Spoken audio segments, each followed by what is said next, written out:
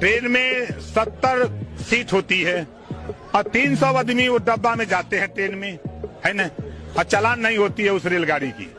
9 सवारी पे जीप पास होती है और 22 लोगों को लेके जाती है, उस पे चालान नहीं होती है। और 2 सवारी पे मोटरसाइकिल है और 3 सवारी कर लेते हैं तो चालान क्यों होती है? सरकार बनने के बाद 3 सवारी फ्री।